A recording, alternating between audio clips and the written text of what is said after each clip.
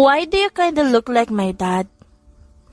Nagtataka na wika ng panganay na anak ni Matthias nang makasalubong niya ito. For a 4-year-old child, he seemed mature than other kids his age. Naisipan niyang baliwalain ito, ngunit natagpuan niya na lamang ang sarili na niyukod pababa ang kanyang pamangkin.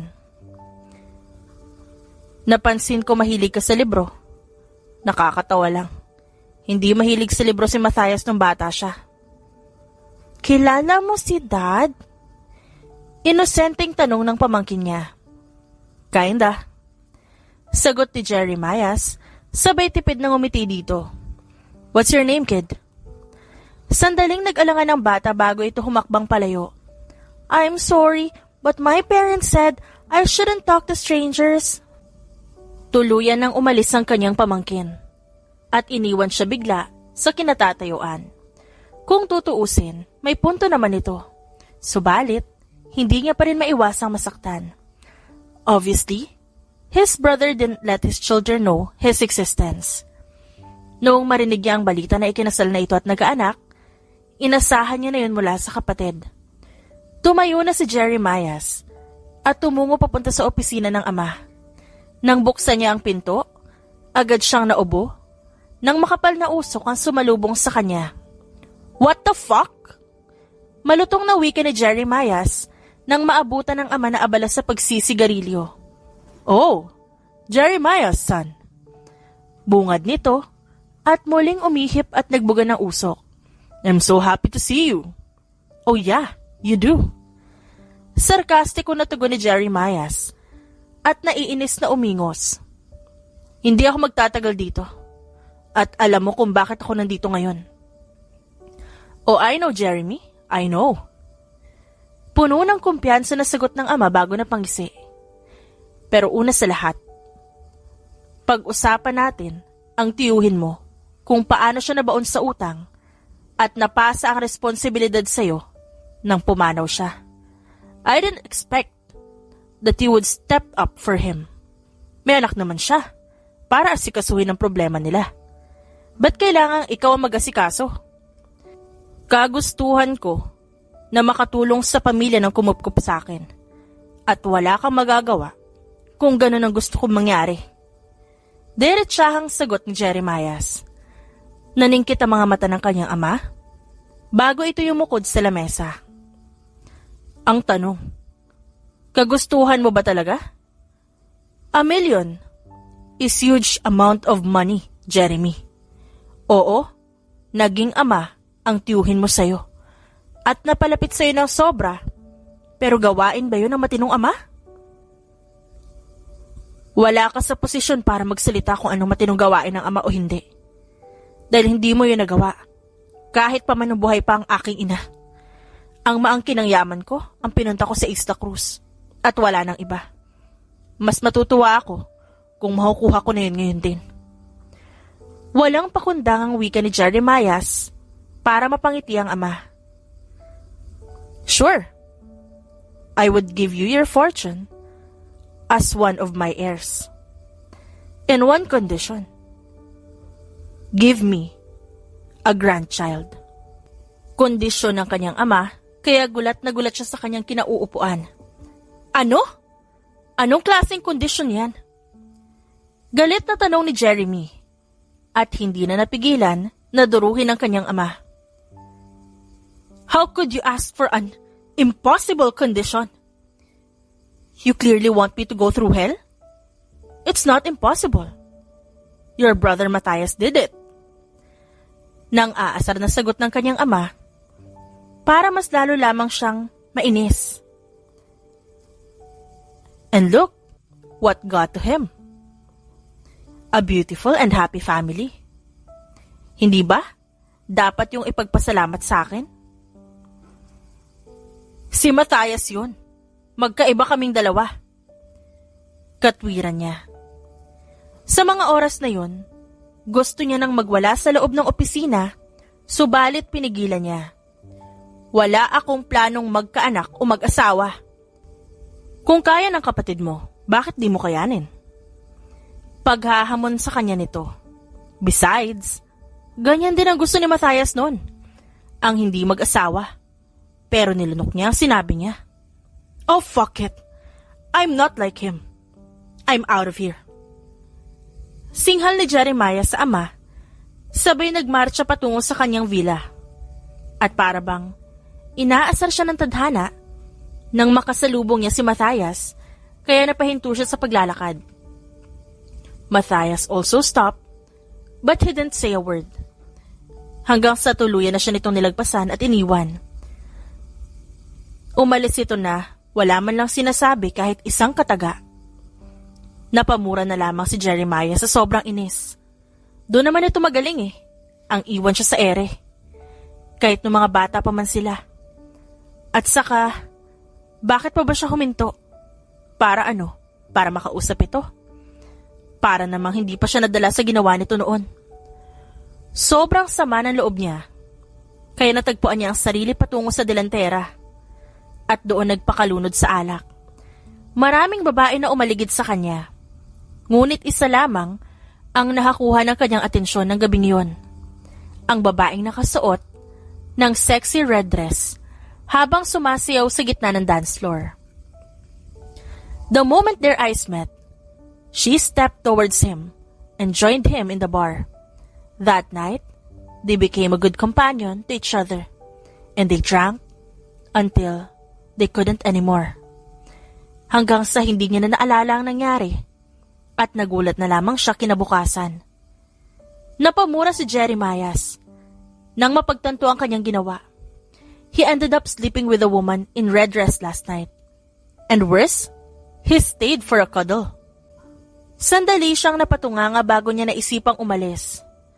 Dahan-dahan at maingat na inayos niya ang sarili bago nilisan ang kwarto. Nang makalabas siya sa Delantera Hotel, nabigla siya nang naalala ang kondisyon ng kanyang ama. An idea suddenly popped in his mind which made him contemplate on leaving. Nakakainis mang isipin, pero hindi imposibleng hindi sila makabuo pagkatapos ng nangyari kagabi. Kaya naman sa halip na umalis, natagpuan ni Jeremiah ang sarili na tinatahak ang daan pabalik sa silid. Huminga siya ng malalim bago naglakas loob na kumatok sa pinto. Nang walang sumagot, ay agad nagtanong siya sa reception area at napag-alaman na nag-check out na ang dalaga. That was fast. Is it possible to get her name? Tanong niya sa front office clerk. I'm sorry, sir, but we are forbidden to provide guest details here in the Delantera Hotel. Paumanhin ng empleyado. No, miss. You don't understand. It's me, Jeremiah. Pagpapakilala niya at ginamit ang pribilehiyo bilang isang krus kahit labag sa loob niya. Kailangan ko talagang malaman ang pangalan ng babae just this once. Kumunot ang noo ng front office clerk. We have no Jeremiah's guest name on the list and I'm afraid you have to stop, sir. Otherwise, I will call the guards. No, hindi ako guest dito. I am the owner. Mahigpit na pagtatama ng pamilyar na boses, kaya napalingon siya kung saan yun nanggaling. It was Mr. Lopez, his father's secretary, who probably came from a meeting. Dismayado na tinignan nito ang front office clerk bago ito lumapit. For the employee of the month, you're such a disappointment. How come na hindi mo alam ang lalaking to? This is Jeremiah Cruz, the second son of Don Elias Cruz and Doña Cristina, who recently returned on Isla Cruz. How clueless. I thought this information is in the employee handbook and you already know it. Biglang nanlaki ang mata ng empleyado bago ito humingi ng paumanhin. Dali-dali ito nagsulat sa maliit na papel bago nanginginig na inabot sa kanya. Pasensya na po, hindi ko po kasi alam. Nandiyan na po lahat ng kailangan nyo, basta wag nyo lang po akong sisantihin. Binigay mo man sa akin ang kailangan ko o hindi. Wala ako sa posisyon para sisantihin ka dahil lamang ginawa mo ng tama ang iyong trabaho. Pero maraming salamat. Saad ni Jeremiah sa front office clerk pagkatapos ay hinarap ang sekretarya ng kanyang ama. There was no need for fancy introduction for me but thank you as well, Mr. Lopez. Anything. Para sa'yo. para sa inyo. Sagot nito at nagpaalam na para gawin ang trabaho. Kung gaano natuwa si Jeremy dahil nakuha niya ang kailangang impormasyon, ay ganon din kadali na napawi ang kanyang tuwa nang makita ang apelyido na nakasulat sa papel. Andrada. Pagbasa ni Jeremiah, sabay na pamura ng palihim. Rian Andrada. Why does she have to be an Andrada? Why does she have to be one of their longtime family rivals? Nang mapagtanto ang nagawa, napatanga na lamang siya sa pagkabigla. My God! What the hell did I do? I literally did sleep with one of the Andradas. Masama ang loob na nagpahatid si Jeremiah pabalik ng trasera. At hindi niya nakalimutan ang kanyang natuklasan. He felt guilty somehow. A traitor of their clan even. At dinala niya ang nararamdaman na iyon hanggang sa lumipas ang 3 linggo ng tuluyan nang mangyari ang kanyang kinatatakutan. Paano ka nakapasok sa sentro ng Isla Cruz? Nagtatakang tanong niya nang mapagbuksan niya ang babaeng nakatalik ng gabing yon. Nataranta siyang tumingin-tingin sa paligid. Well, a lady named Krista and her husband helped me when they returned here from a walk.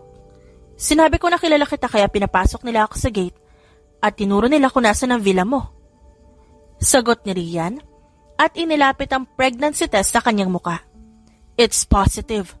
I'm pregnant. Panagutan mo ko. That fast?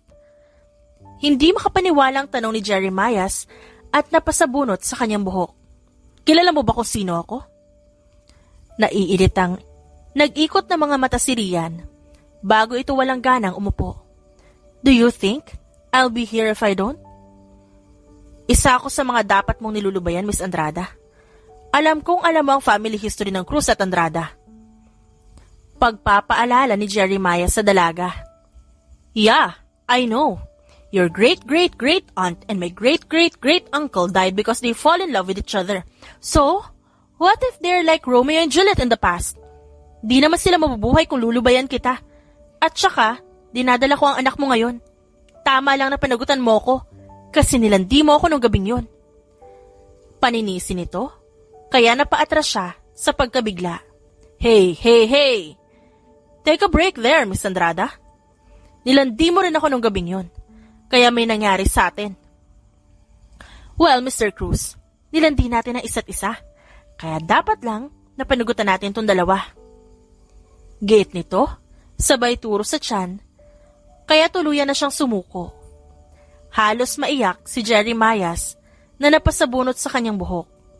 Bago marahas, na inihilamos ang kanyang kamay sa kanyang muka. If I have known that you are Andrada, hindi ako sisiping sa'yo ng gabing yun. Huwag kang mag-alala dahil di ko rin naman alam. Nalaman ko lang din na isa kang Cruz noong nagtanong ako sa front desk kaninang umaga. Hindi ko maintindihan. The moment you knew I was a Cruz, you should have done the opposite. Hindi ba galit ang pamilya mo sa pamilya ko? Biglang lumambot ang reaksyon ni Rian bago sinalat nito ang tiyan. I guess it didn't matter to me that much. What matters more is the child. Ayokong walang kilalaning ama magiging anak ko. Dahil alam ko ang pakaramdam nun. Bumuntong hininga si Jeremiah. Hindi na ako magsisinungaling sa'yo, Miss Andrada. I came back on your hotel room the moment I left. And why is that? Tanong nito habang nakakunot ang noo. Kahanga-hanga dahil hindi man lang ito nagkunwaring nabigla. Because I need a child to get my fortune. Pag-amin ni Jeremiah, sabay na papikit ng mariin. But I didn't sleep with you dahil sinadya ko yun. Uminom ako ng gabing yon dahil hiningan ako ng kondisyon ng tatay ko na bago ko makuha ang mana, kailangan ko magkaanak. Nanatiling kalmado ang reaksyon ni Rian. Kaya nakaramdam siya ng pangangailangan na ipagtanggol ang sarili. I slept with you that night because I was frustrated. Not because I needed to do it, okay? Although, I did come back to your room to negotiate hoping it would be fine for you. Pero wala ka na. I asked for your details, and then I found out that you were an Andrada, and now, what I feared the most happened, and now I'm dead. Well, too bad. I was the only one who caught your attention that night, kahit maraming sumubok. Pagpapaalala ni Rian, kaya napaismid siya, dahil nakuha pa nito magbiro sa kabila ng problemang kinakaharap. Maybe I looked hot. Too hot. Pag-amin ni Jeremias, kaya bahagya itong napangiti sa kanyang kinauupuan. Pero tama ka, patay tayong dalawa. Nag-aalalang pagsang-ayon ni Rian, kaya muling napabuntong hininga si Jeremias. Pero, ilihim mo muna ang apelido mo sa ngayon. I don't think my family is going to welcome you kindly once they know. It's fine. I got used to it.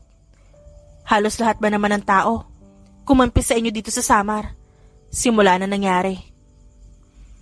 Kapag nakikita nila ang isa sa amin, para kami nakapatay kung tignan. Saad ni Rian sa kalumabi. Nagugutom nga pala ako. Hindi nag-aksaya si Jeremias at agad na hinanda niya ang sarili. Sa food house niya dinala si Rian at nagpasalamat nang malamang walang tao doon. Automatikong kinuha niya si Rian ng pagkain sa malaking plato at inilapag ito sa pagkainan bago pa man ito mapagsilbihan ng sarili. There, wag ka nang tumayo, pinagkuha na kita. Ani Jeremias at nagbantay sa paligid.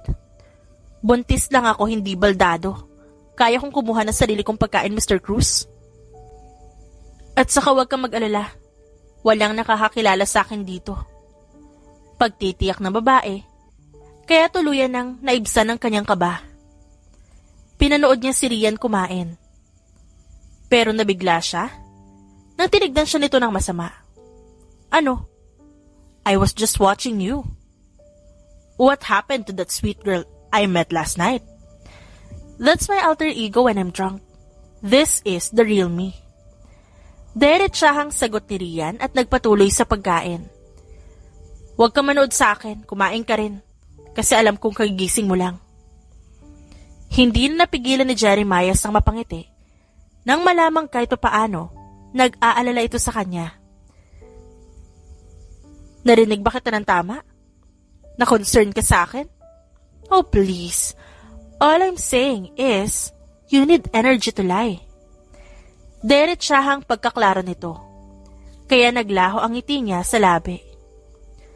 I can't believe I fall for your act that night. Naiinis na wika niya sabay tinignan ulit na masungit ang mukha nito. Hindi ko inakala na yung anghel na dating kinomfort ko, isa palang, demonyo na ngayon sa paningin mo. Maybe I am. Confident itong komento, kaya tuluyan siyang napatayo upang kumuha ng pagkain sa buffet table. Kumain sila ng brunch, na halos nagtatalo kada minuto sa harap ng mesa. At napagpasyahan niyang dalhin si Rian sa dalampasigan para magpahangin. Humiga ito sa isang sunbed na naroon bago napatitig sa pag-aalala. I'm sorry. I got you into this mess. It's our mess. Pakiramdam ko naman na enjoy ko ang pinag-usapan natin kahapon. Me too. Ngumiti si Jeremias. Huwag ka mag-alala, ipaglalaban kita at magiging anak natin sa pamilya ko.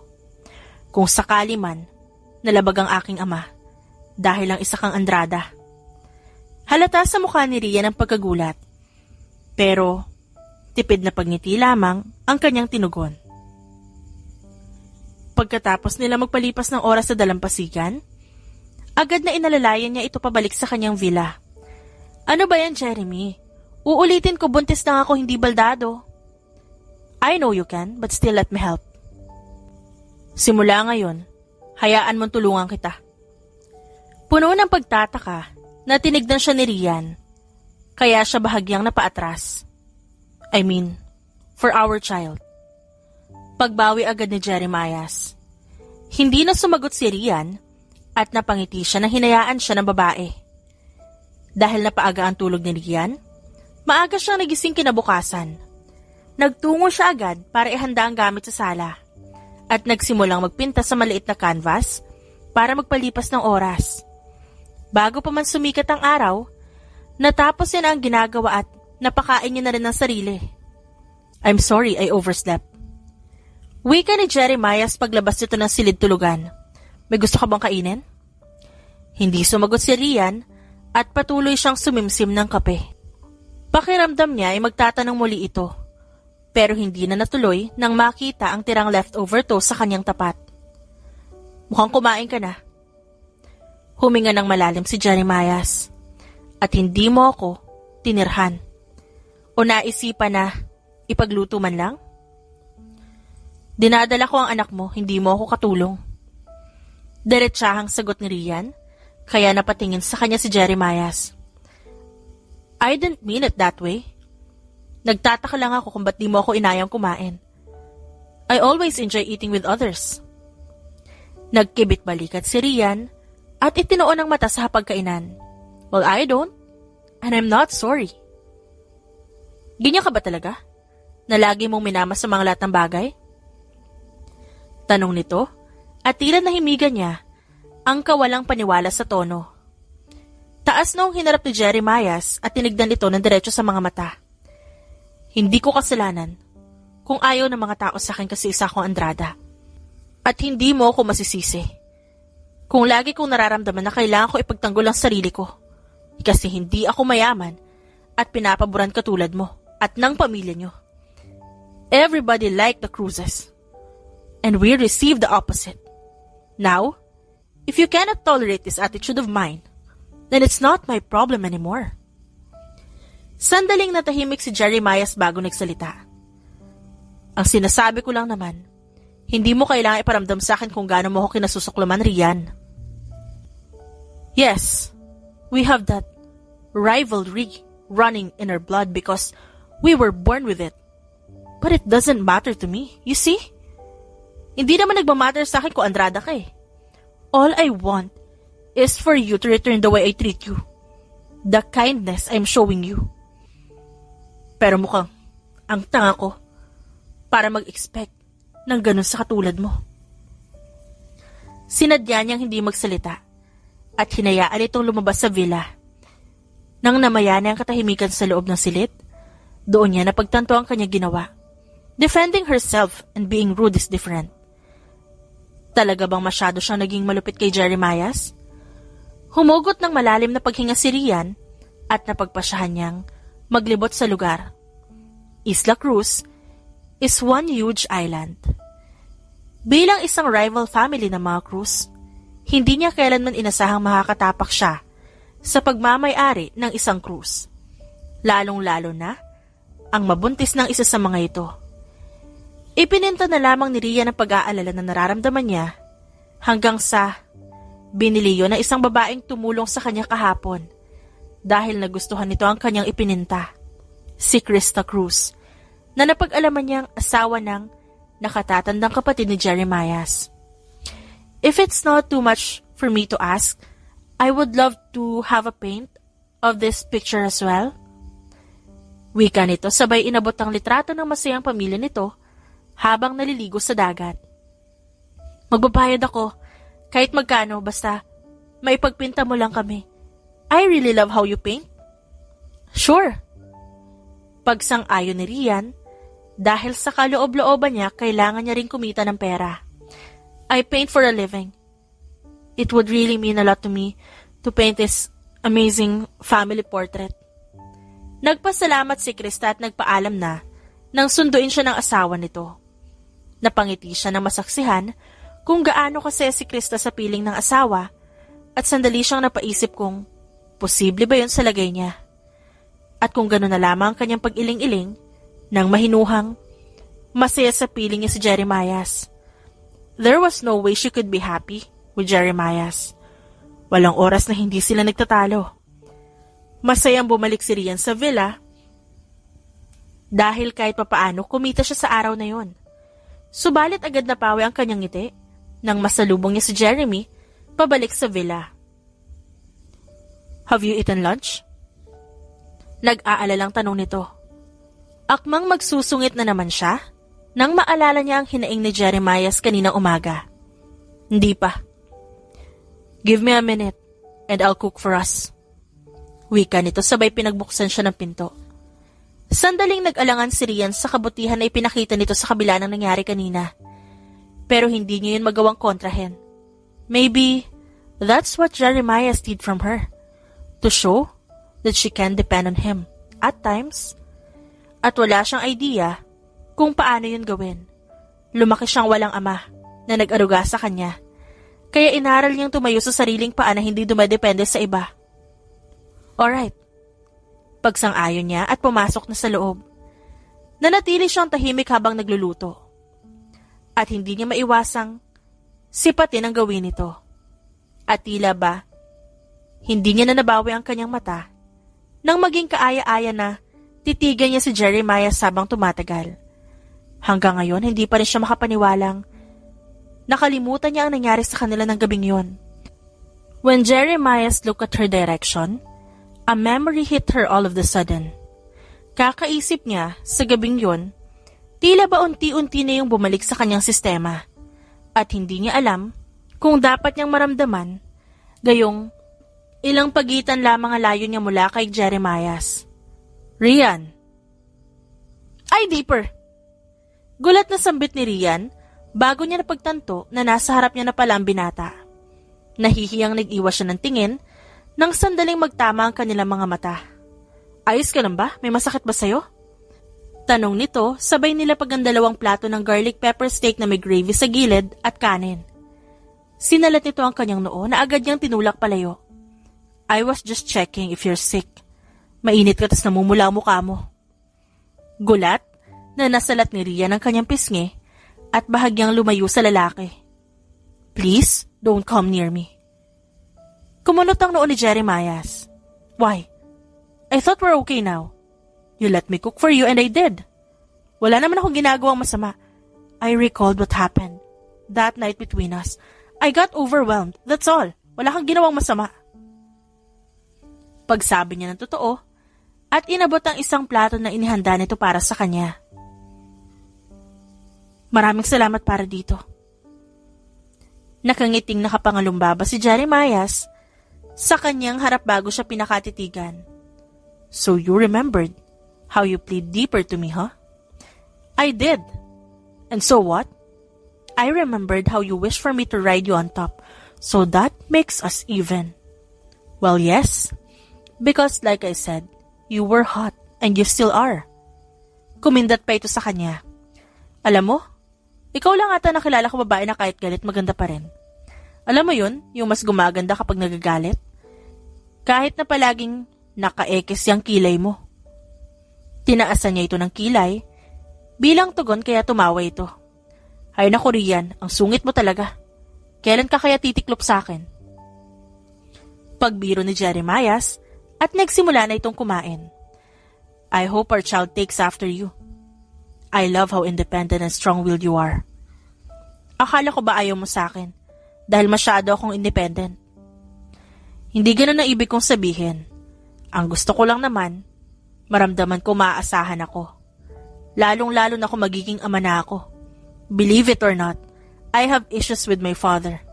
Ayoko maging tulad ako ng tatay ko kapag nagkaanak na ako." Pagbibigay alam ni Jeremias para sana magbago ang pananaw niya dito. "Kaya gusto kong lagi ako nakaalalay sa'yo. At kung hindi naman yung mabigat na pabor, hayaan mo akong gawin yun palagi. I mean it when I said I want to take care of you." Nagtagpo ang kanilang mga mata at nginitian siya ni Jeremias. "Alright, I will allow you to take care of me then. Kung yun ang makakapagpatulog sa'yo sa gabi." Maaga silang natulog ng gabing yon at sinadya ni Jeremias na gumising ng maaga dahil gusto niyang pagsilbihan si Rian. Subalit, paglabas niya ng kwarto, nakita niyang nagpipinta ito habang may pagkain na sa gilid. Hindi niya napigilang mamangha sa angking galing ni Rian sa pagpipinta. Pero nanaigang lungkot sa kanyang sistema na hindi na naman siya nakatulong sa dalaga bago ito magtrabaho. You are already working? Wika niya para makuha ang atensyon ng babae.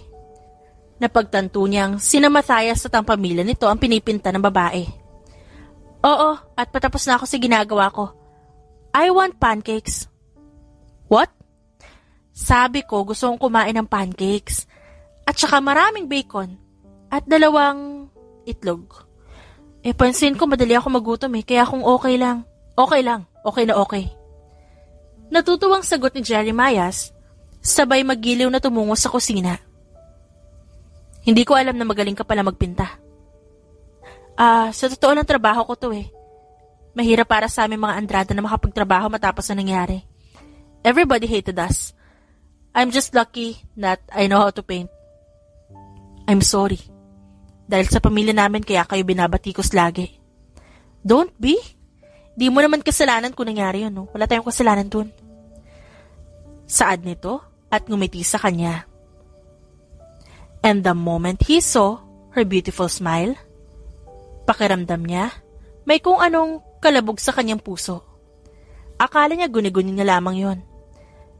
Pero naramdaman niya rin yung kagabi habang kausap si Rian. Ngunit ngayon, natiyak niya ng tunay nga na bumibilis na ang tibok ng kanyang puso kapag kausap ang babae. At pakiramdam niya, he was falling in love with Rian. Too fast, to be exact. And it's scary. No. Mahinang sambit ni Jeremias, subalit narinig pa rin yun ni Rian. Kaya nagtatakang napalingon nito sa kanya.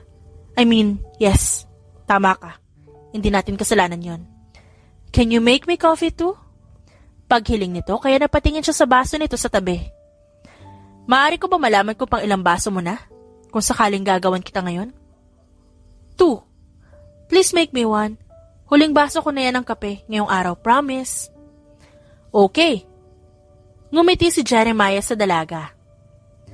Dahil hindi niya inakalang, may malumanay na katangian pa rin palang tinatago ito. Nakabusangot man ito o nakangiti, hindi niya ipinagkakailang maganda talaga ang babae. Nang hapon na yun, sinamahan niya si Rian upang maghatid ng naipinta nitong canvas para sa pamilya ng kanyang kapatid na si Matthias. Kahit na alam niyang imposible na magkikita silang dalawa. Inaamin niya hanggang ngayon ay hindi pa siya handa na makausap ito. Pagkatapos ng ginawa nitong pag-iwan sa kanya. Hinintay niyang matapos mag-usap sina Rian at Krista, subalit hindi niya inakalang matatagalan ng mga ito. Hanggang sa nangyari nga ang kanyang kinatatakutan nang dumating si Matthias kasama ang mga anak nito. Nilampasan siya ni Matthew, pero hindi siya nakalagpas sa paningin ni Chris. Hindi ba? Ikaw yung lalaking kamukha ni Papa? Tanong nito sabay magilaw na hinarap ang ama. Siya yung tinutukoy ko, Daddy. Siya yung lalaking kamukha mo na nakita ko kahapon. Kala ko na mamalikmata lang ako pero totoo pala talaga magkamukha kayo. It's because he's your uncle, anak. Kapatid ko siya.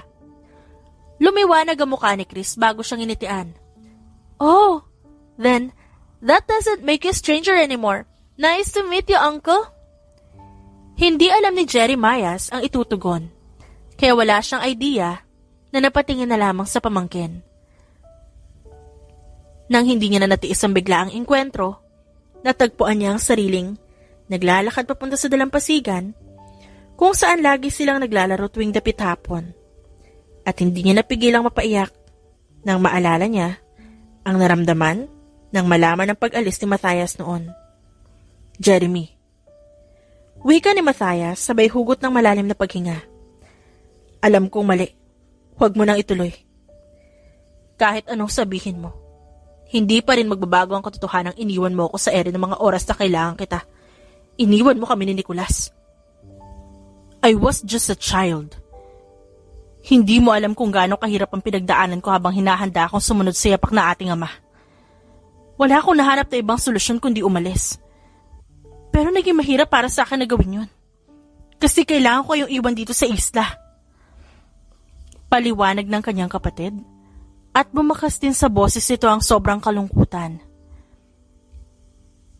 Para sa akin, mas mabuti ang kalagayan nyo kung iiwan ko kayo dito.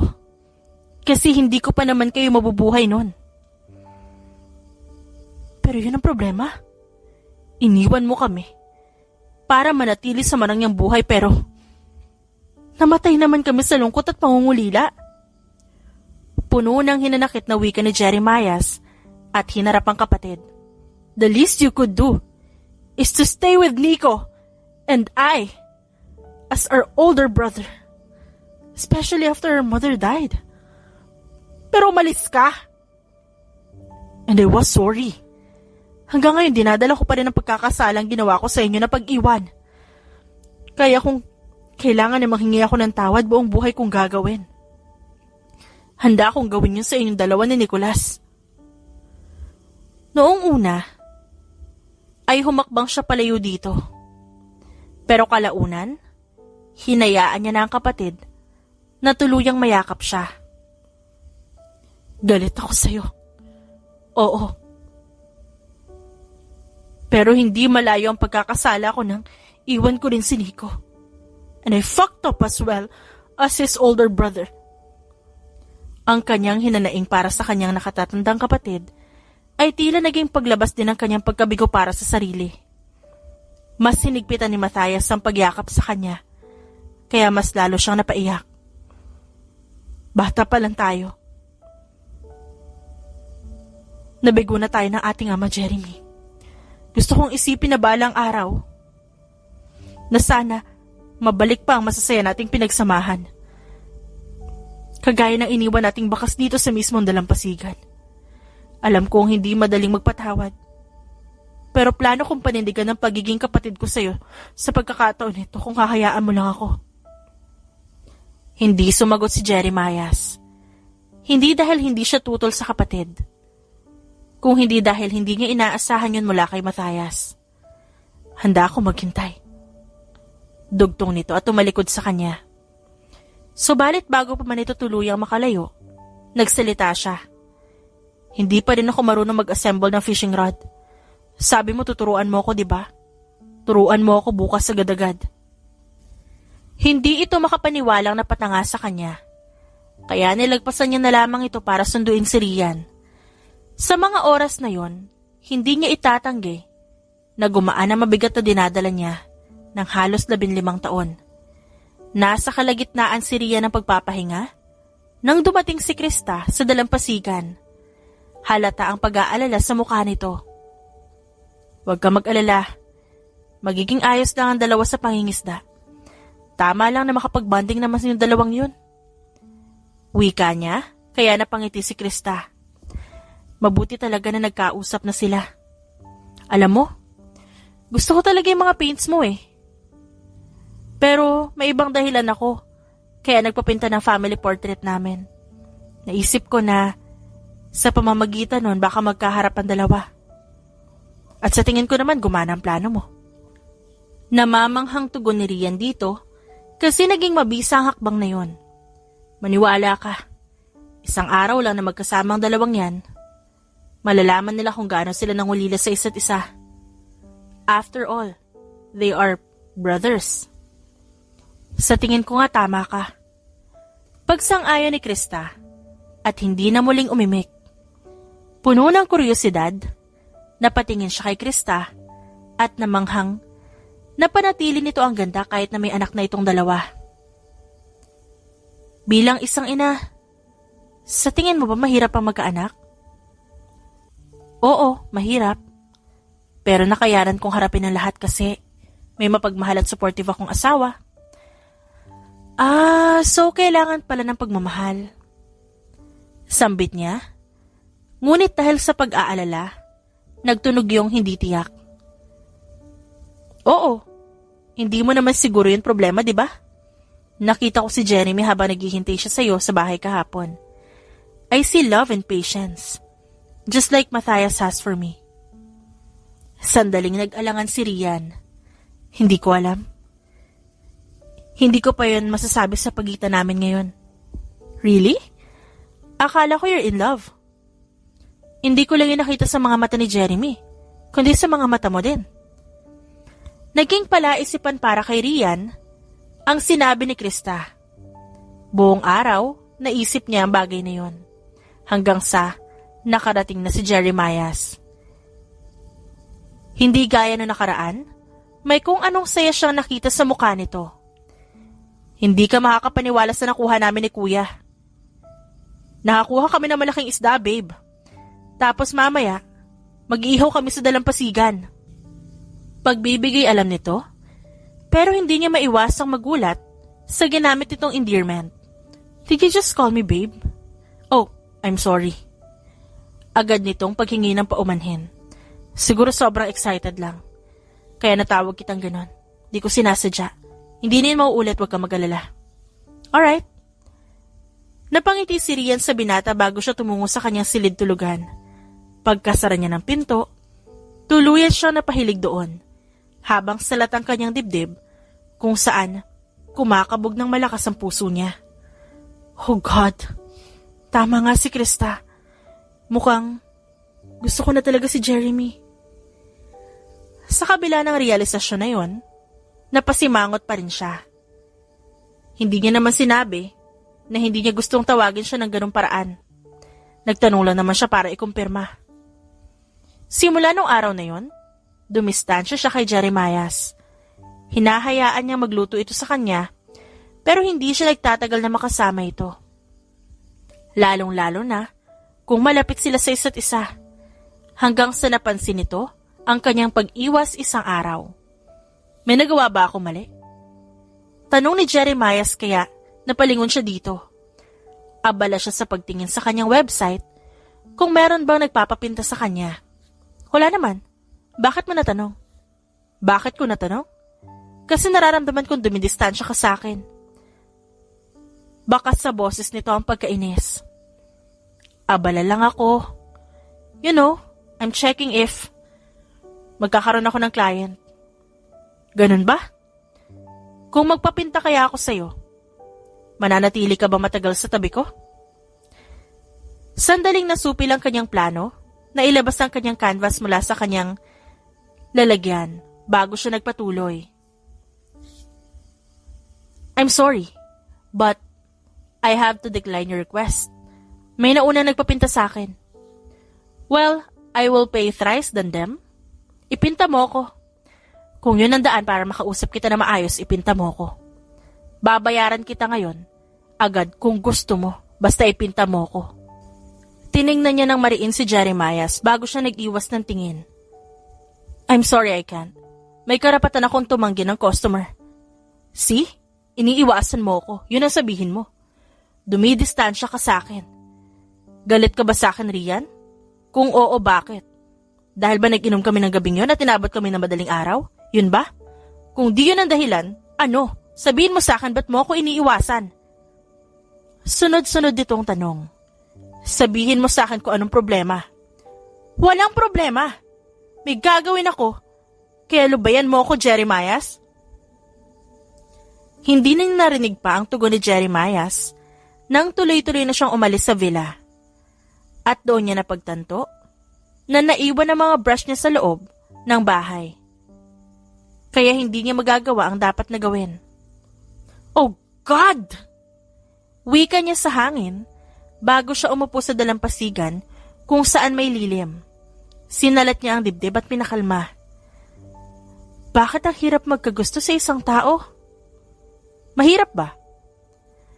Agad-agad na palingalinga si Rian upang hanapin ang estrangherong boses. Isang lalaki ito na may dalang isang bote ng champagne. Sino ka? Tanong niya at pinakatitigan ng mukha nito. Ayon kay Krista, walang ibang makakapasok sa parte ng islang to kundi ang pamilya Cruz lang. Kaya iisipin kong kapatid ka nila Jeremias. Ngumiti ito at umupo sa kanyang tabi. Ngunit agad ding umusod palayo. Hindi pala ako pwedeng umupo malapit sa'yo. Baka mapatay ako ni Jeremy. Hindi siyang gagawa nun, kundi ako mismo. Hindi ibig sabihin na kapatid ka nila, pwede mo akong tratuhin na close tayo. Jeez! Unlike Matthias' wife, you are really feisty. Kahit bigyan ata yun ng lason, iinumin nun sobrang bait. Pinaglihi ata ng magulang niya sa anghel. Hindi na napigilang matawa ni Rian dahil tama naman ang binata. Matthias, Jeremias. Hulaan ko. May S din ang dulo ng pangalan mo. Ngumiti ito bago tumango. Zacharias. It is. We have terrible old names, I'm afraid. Pero pwede mo akong tawagin Zach. Rian. Pagpapakilala niya dito. Rian lang muna ngayon. Ayoko muna ipaalam ang apelido ko. Okay, Rian. Rian lang muna ngayon. Kung nagugutom ka o nauuhaw, nasa food house lang ako buong maghapon. Ilang minuto lamang itong nawala sa kanyang paningin bago siya agad napasunod dito dahil naalala niyang hindi pa pala siya nagtatanghalian. Naglalakad si Jeremias na malayo ang tingin nang hindi umuwi si Rian upang magtanghalian. Hindi niya naiwasang mag-alala. And out of all the things she's forbidden to do while pregnant, skipping meals is the most crucial. Kailangan itong kumain lagi dahil dinadala nito ang kanyang anak at mabilis itong mapagod. Ano ba kasing ginawa mo? Tanong ni Matthias habang nakasunod sa kanya. Kaya hindi ko iniinis si Krista. Mahirap manuyo. Mapapaluhod ka talaga. Wala nga akong ginawa, okay? Siya itong bigla na lang umiwas sa akin. E di may ginawa ka, tanga nito. Pang-aasar ni Matthias. Talaga bang nag-aalala ka kay Rian? Kasi dinadala niya ang anak mo? O gusto mo na yung tao? Sandaling hindi nakasagot si Jeremias at nag-isip. Bakit naman ako magsasabing hindi ko gusto yung tao kung kabaliktaran yung nararamdaman ko? Ewan ko. Hindi ko naman malalaman kung tinatanggi mo lang. Pwede ka naman magsinungaling sa akin. O hindi ba? Kaya hindi mo pabatid ang totoong nararamdaman mo ngayon. Nang bahagyang maasar na sa kapatid, ay binigyan niya ito ng masamang tingin. Meron man o wala, di mo na kailangan mga alam. Jeez, Jeremy. Chill out, man. I was just sharing based on my experience. Basta ako, nung nagustuhan ko asawa ko, tinago ko rin gaya mo. Kaya hindi imposibleng gawin mo din yun. Giit ni Matthias. Maghanap ka na lang, dami mo pang sinasabi. Biglang huminto si Matthias sa paglalakad at tumitig sa isang direksyon. Well, no need for that. Because I just found her. I mean, hindi direktang nahanap pero rinig ko ang tawa niya mula sa food house. Sinundan niya ang tingin ng kapatid bago siya napakuyom ng kamao. Dahil sa sobrang galit, sinugod niya mga ito sa loob ng food house. Mukhang aliw na aliw ka sa panlalandi sa girlfriend ko ah. Saad ni Jeremias at mariin na tinigdan ng stepbrother. Kumakain lang kami. Kalmadong sagot ni Zach, sabay nang aasar siyang tinignan. At saka hindi ko na kasalanan kung bakit mas maganda akong kasama kesa sayo. Hindi napigilan ni Jeremias na kwelyuhan si Zach bilang tugon. Bago pa man mas bumigat ang tensyon sa pagitan, agad silang pinigilan ni Matthias. Okay, you two, tumigil na kayo. Huwag kayo mag-away sa harap ng mga anak ko. Pakiusap. Sabay na palingon si Jeremias at Zach sa entrada. At naroon nakatayo ang asawa nito habang hawak sa magkabilang kamay sina Chris at Matthew. Banas na inayos ni Zach ang kwelyo at taas noo siyang hinarap. Noon si Matthias, ikaw naman ngayon. Magkapatid nga kayong dalawa. Walang ideya na napasunod si Jeremias ng tingin kay Zach bago tumingin kay Matt. Bahagyang umuwi lamang ito bago nilapitan ng pamilya. Bago pa man siya makalapit kay Rian, naglakad na ito palayo sa kanya, kaya wala siyang nagawa kundi sumunod dito. Rian, wait! Ba't mo ba ginagawa to? Wala namang ginawa sa iyo yung tao, pero sinugod mo na away. Tapos nga magtatanong ka kung anong ginagawa ko? Balik tanong nito halatang naiinis. Alam kong hindi lang to kinagagalit mo, Rian. May dahilan ka pa.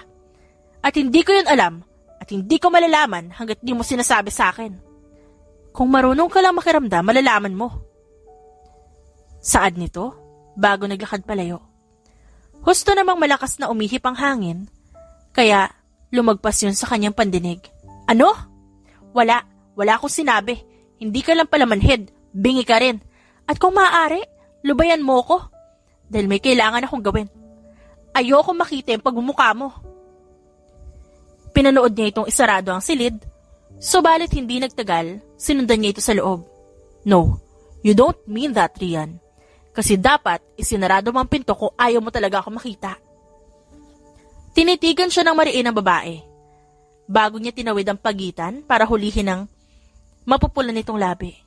Agad na tumugon naman si Rian at natagpuan na lamang nilang inuulit ang gabi na kanilang pinagsaluhan nung una silang magkita. Subalit ngayon ay walang alkohol sa kanilang sistema at tiyak na maaalala nila bukas na nangyari. Madaling araw na magising si Rian sa tabi ni Jeremias. Pagkamulat ng kanyang mata, agad siyang napatitig sa lalaki at bahagyang nalungkot. Hindi na siya nagtaka kung nahulog siya rito ng tuluyan. Hindi may pagkakailang, gwapo ang lalaki at matikas. Isa pa marunong ito magluto, magaling sa pag-aalaga. Subalit kahit gaano nito kaaya-ayang titigan, ganoon din naman ang pag-ahon ng lungkot at pagkabahala sa kanyang sistema. Nangyari na ang kanyang pinakakinatatakutan at yun ang senyales para umalis. As long as she's going to be with Jeremias, she will always be loved in secret. And she cannot settle with that. Ninanais niya pa rin na makahanap ng lalaking mamahalin siya ng buo at hindi yun magiging si Jeremias. Pagkatapos niyang bigyan ng mabining halik sa noo ang lalaki, hindi na siya nag-aksaya ng oras para lumisan. Nagpahatid siya sa isa sa mga tauhan papuntang Delantera at doon sumakay sa port pabalik sa bayan. Bandang 8:00 siya ng umaga dumating sa kanila at nabungaran doon ng ina. Agad na napatayo ito na makita siya at sa halip na yakapin siya, sinalubong siya nito ng malakas na sampal. Nahihibang ka na ba riyan? Ba't pumunta ka sa puder ng mga krus? Gusto mo talagang matapos ang buhay mo? Sunod-sunod na saad ng kanyang ina. Sinalat niya ang pisngi at pinigilan na wag lumuha sa harap nito. Buhay pa naman ako, kaya wag na kayo mag-alala. Dahil sa kanila, kaya namatay ang lolo ko riyan. Dapat mong tandaan na dahil sa kanila, kaya miserable ang buhay natin ngayon. Kung sino man ang dapat mong pakaiwasan, yun ang mga krus. At ito na ang huling pagkakataon na pupunta ka sa isla na yun. Naintindihan mo ba? I was there to paint for a customer in Delantera, ma. I did it earn. Hindi naman ako tanga para ipahama ko ang sarili ko. Hindi ka tanga, pero lumuwas ka pa rin sa isla. Kahit alam mong pag-aari yun ng mga krus. Kung totoo ngang hindi mo pinapahamak ang sarili mo, sana hindi ka nalang tumuloy. Malaking pera ang nakuha ko doon sa Delantera, ma. Hindi pa ako kumita ng ganun kalaki dito sa bayan. At saka, napagod ako sa biyahe pa uwi, ma. Pwede ba magpahinga muna ako? Hindi niyo man lang ako tinanong kung kumusta ako. Hindi ako ang problema dito, Rian. Ikaw! Huwag mo nang uulitin ang ginawa mo. Kung gusto mong, hindi ka matulad sa lolo ko. Babala ng kanyang ina, bago ito umalis sa kanyang harapan. Tumungo si Rian sa kanyang silid at doon binuhos ang lahat ng sakit na nararamdaman. Akala niya, kapag iniwan niya si Jeremias sa isla, magiging maayos ang buhay niya. Na makakalimutan niya ang nararamdaman para dito. Pero mas lalo lamang siyang nangulila sa binata sa araw-araw na wala ito sa piling niya. At base sa reaksyon ng kanyang ina, hinding-hindi nito matatanggap ang dinadala niyang bata.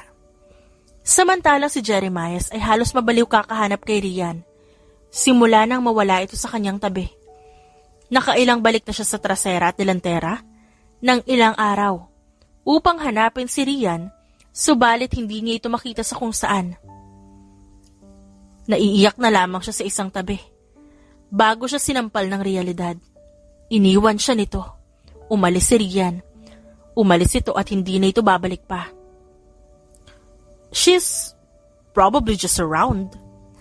Saad ni Matthias at muling naghanap. Kasalanan ko kaya siya umalis. Maybe I stepped the line so much that night for making her hate me completely. I know how she loves her privacy. And she take a big deal of consent. At hindi ko yun napahalagahan. I should have known better. Siguro ako nga ang problema. Dahil palagi na lang akong iniiwan. No, don't say that. Hindi ikaw ang problema. Kailanman hindi ikaw naging problema, Jeremy. Yan ang tatandaan mo. kundi ako ang problema. Ba't walang nananatili sa akin? Oh, come on, makinig ka. Iniwan kita noon, pero nandito na ako ngayon. As for Rian, mahahanap mo siya. Tutulungan kita. Use the helicopter to go to town. Hanapin mo si Rian at huwag kang tumigil hanggat hindi mo siya nahahanap. At kapag nahanap mo siya, huwag mo na siyang pakakawalan. Pagbalik mo, ako nang bahala sa isla para sumalubong sa'yo. Tumango si Jeremiah sa payo ng kapatid bago siya lumisan sa isla. Umaasa na mahahanap niya si Rian dahil ito na ang huling pagkakataon niya para umamin sa babae kung gaano niya ito kamahal. Pasado 8:00 ng umaga, nang makarating si Jeremiah sa bayan at nagsimulang maghanap sa dalaga. Habang si Rian naman ay abalang nagde-deliver ng canvas sa kanyang customer ng umagang yon. 10:00 na matapos niyang transaksyon at masaya siyang tumungo sa mall upang bumili ng mga kagamitan katulad ng mga brushes at maliliit na canvases. Palabas na siya ng butik nang mahagip niya ang pamilyar na bulto. At huli na para magtago siya, nang malapitan siya ni Jeremiah. Rian, I've been looking everywhere for you. Pasensya na kung naging makulit ako. Hindi na mauulit. Basta bumalik ka na sa isla, please. Bumalik ka na sa akin. Hindi niya pinansin ang lalaki at nilagpasan ito. May dahilan ako kaya ako umalis, Jeremy. Kung naiintindihan mo yon, sana hindi mo na ako hinanap pa. At saka, kailanman hindi ako naging sayo. Pilit na bumuntot sa kanya si Jeremy at tinangkapang dalhin ang bitbit niya pero pinigilan niya ito. Ano ba, Jeremy? Sa tingin mo ba hindi ko to kayang bitbitin? Ganun ba kahina ang tingin mo sa akin? Pwede ba umalis ka na? Kapag nakita tayo magkasama, kami na naman ang may kasalanan, tas kayo na naman ang mga santo. Giit niya at kulang na lang, itulak ito palayo para lubayan na siya nito. Rian, hindi ko maintindihan. Akala ko ba hindi usapin sa'yo nangyari sa pamilya natin? Yes, it did. Not until I realized that sleeping with a Cruz like you was a bad idea. Pagsisinungaling niya, sinikap na tignan ito ng diretso sa mga mata, kahit alam niyang konti na lang ay maiiyak na siya. The first time we did it, you did it out of lust. The second time around was never far from it. And I don't want to settle for that. Ayokong kagustuhan lang na makatalik sa kama ang mararamdaman ko mula sa'yo, Jeremy. At sa lagay mong yan, sa kung paano kita nakilala at kung paano mo ako itrato, hindi posible na mangyari ang gusto ko. Ang hihingin ko mula sa'yo. At alam ko yun. Tanggap ko yun. And I want more from you, Jeremy. And I know you can't give that to me. That's why I distanced myself. That's why I left. But here you are now, appearing in front of me and making me hope again. Make me even love you more than I thought I could. Hindi nakasagot si Jeremy. At tinignan lamang siya na para bang mali ang kanyang ginagawang pag-amin. Gaya ng kanyang inaasahan, hindi ito kailanman masusuklian ang kanyang nararamdaman. When she couldn't take the pain, she walked out and cried. At sino nagsabi sa'yo hindi ko yun gusto?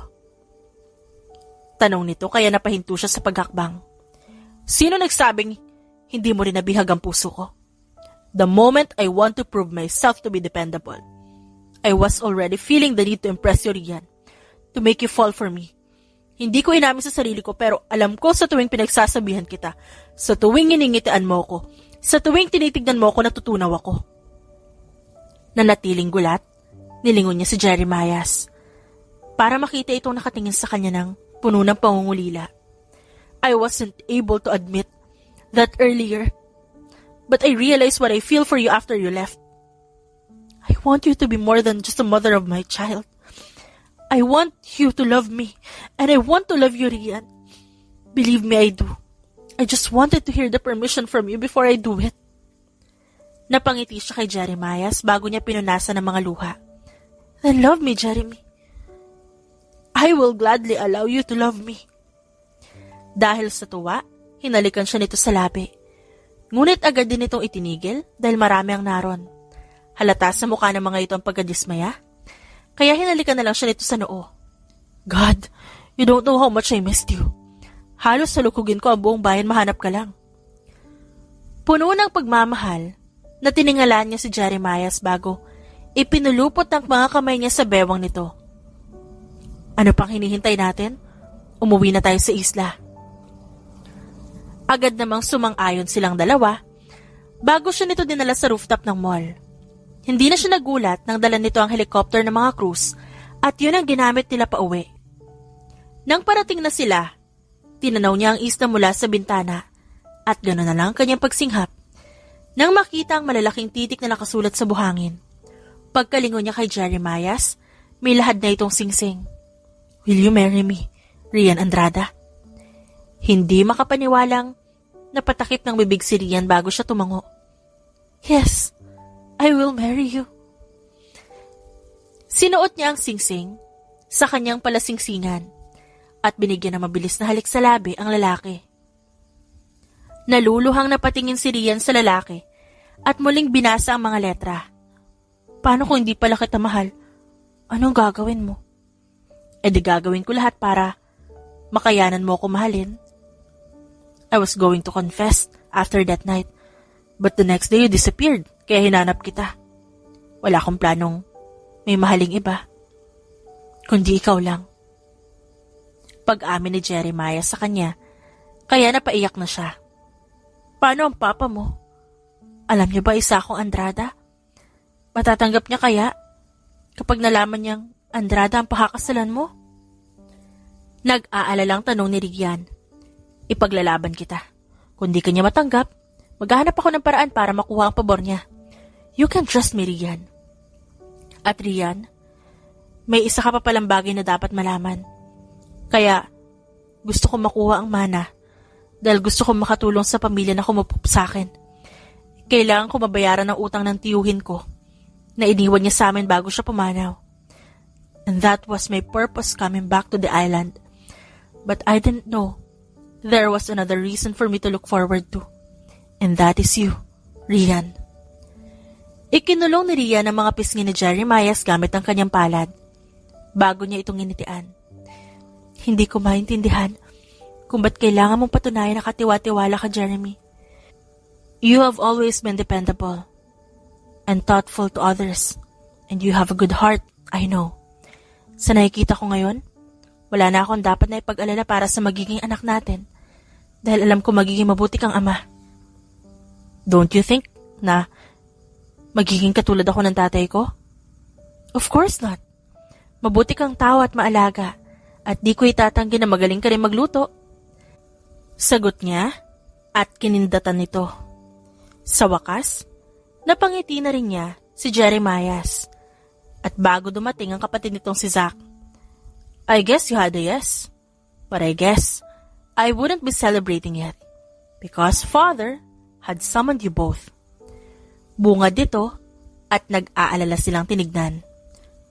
Seryosong tinignan ni Jeremias ang kapatid, kaya napaatras ito sabay hawak sa kwelyo. Look, I know she was an Andrada the moment I saw her because she was famous in town. But never did I say a word. Bakit ba ganyan ka sa akin? Napamura na lamang si Jeremias bago siya nito sinamahan sa opisina ng kanyang ama. Pagkabukas si Jeremias ay sandaling nagtaka siya na walang bumungad sa kanyang makapal na usok. Inalalaya niya ang fiancé sa pag-upo bago humarap sa kanyang ama. Look, I love her. I know. At alam ko ring dinadala niya ang anak mo ngayon. At isa siyang Andrada. Nagtataka nagkatinginan sila ni Rian bago siya muling napatingin sa ama. At hindi labag sa inyong loob na makapangasawa ako ng isang Andrada? Kung nandito ang mommy mo, sigurado akong susuportahan ka niya, anak. At saka ano ngayon kung isa siyang Andrada? Oras na para malutas ang away na namagitan nun. That was past 100 years ago, for Pete's sake. Everybody should move on. Pinatawag ko lang si Miss Andrada dahil may pabor akong gustong hingin sa kanya. Kumunot ang noo ni Jeremias. At yun ay, I want her to make me a canvas portrait. I saw her canvas commissioned by Matthias and his wife. Gusto ko ring magpapinta sa kanya. At bakit naman sa palagay mo papayag siya na ipagpinta ka? Dahil babayaran ko siya ng malaking halaga. At ang malaking halaga na yon ay nakahanda na sa chapel. Ako na ang naghanda ng kasal para sa inyo, anak. Tagal mong kumilos eh. Naiinis na tinignan niya ang ama. Ngunit hindi niya magawang sungitan ito. Dahil sa kaloob-looban niya, Nagustuhan niya ang sorpresa nito kahit papano. Go on now. Off with the wedding now, you two. Umalis na kayo sa harap ko nang ako'y makapag-sigarilyo ng payapa. Sinadya kong hindi manigarilyo dahil alam kong buntis ang magiging asawa mo. Pagtaboy nito sa kanila, na agad naman nilang sinunod. What's wrong with that old man? Sambit niya at sinarado ang pinto. Paano niya nalamang magpo-propose ka? Tanong ni Rian. Doesn't matter. What matter is marrying you right now, Rian. Sagot ni Jeremias at iginiya ito patungo sa chapel. Doon ay nakita niyang nakahanda ang lahat. Naroon si Matthias bilang kanyang best man at si Matthew ang ring bearer. Hindi nga ito nagbibiro sa sinabi nitong siya na ang bahala. Biglaan ang pangyayari pero sobrang nagustuhan niya ang ginawa ng kapatid. Nang sinabi nitong babawi ito, pinanindigan ni Matthias ang sinabi. Dala ang belo at isang kumpol na magagandang bulaklak, lumapit si Krista at isinuot ang belo kay Rian.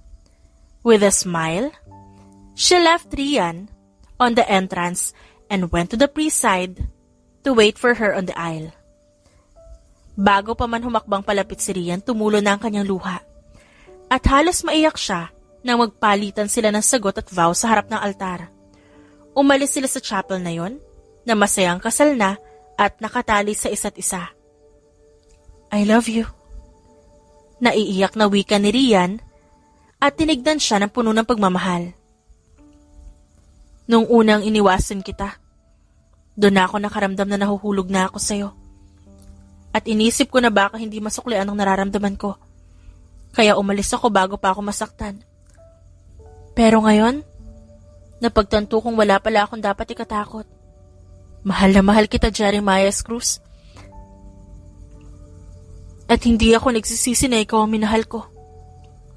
I never wished to be in a relationship, let alone take care of a woman and get committed. But with you, I let all of that go and embrace it instead. Because it's you, Rian. Ikaw ang pinili ng puso ko. At wala na akong ibang mamahalin, kundi ikaw lang. Saad ni Jeremias, bago sila tumungo sa delantera kung saan naghihintay ang kanilang hindi karamihang guest, pero malapit sa puso nila. Ngunit sa halip na magtagal sa dalampasigan kasama ang iba, iginiya siya ng kanyang asawa, palayo, at sa halip tumungo sila sa kanilang villa. At agad niyang naintindihan ang gustong mangyari ng kanyang asawa. Grabe ka, Jeremias, hindi mo lang tayo nagtagal na 1 oras doon? Well, you look hot, that's why. Pagdadahilan nito sa kanya, at sandaling hinayaan ni Rian ang gusto nitong mangyari. What? Nagtatakang tanong ni Jeremias nang pinakatitigan niya ang buong katawan ng lalaki. Maghubad ka. Kahit na anong gusto mo, gagawin ko, mahal. Kahit sabihin mo pang sambahin kita buong katawan. Talaga? Okay. Why don't you lay down on the sofa? May kukunin lang ako sa kwarto tas babalik ako agad. Dali-daling sinunod niya ang asawa at humiga sa sofa. When Rian went out, she was already carrying a canvas. Really? Love, honeymoon natin, magpipinta ka pa rin? Well, I paint effectively when I'm aroused. Huwag kang mag-alala pagkatapos ito kahit 1 araw mo ko ang kininhahayaan kita. Now, pose sexily for me, husband. Look at me like you are making love with me. Sinunod niya ang hiling ng asawa kaya natuwa ito. Well, painters like her wife find satisfaction in good subjects. God, you look so hot and handsome.